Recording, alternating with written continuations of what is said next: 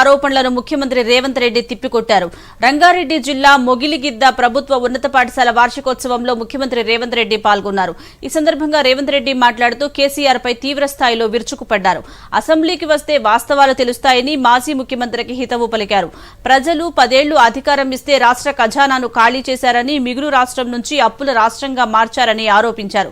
BRS ప్రభుత్వం చేసిన అప్పులకు వడ్డీలు కట్టడానికి సరిపోతోందన్నారు.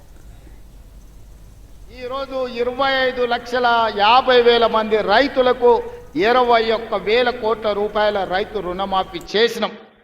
ఇవాళ రైతు రుణమాఫీ చేయలేదంటున్నాడు. నేను సూటిగా సవాలు విసురుతున్న చంద్రశేఖరరావు గారికి వేదిక మీద నుంచి, ఫామ్ హౌస్ లో ఉండి వచ్చిన వాళ్ళకి జోలి చెప్పుడు కాదు, అసెంబ్లీకి రా, లెక్కలు చెప్తా.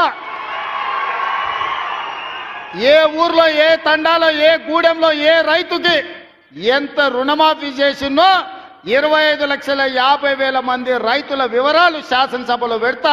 21,000 కోట్ల రూపాయలు ఎవరి ఖాతాలో వేసినో నేను లెక్క చెప్తా.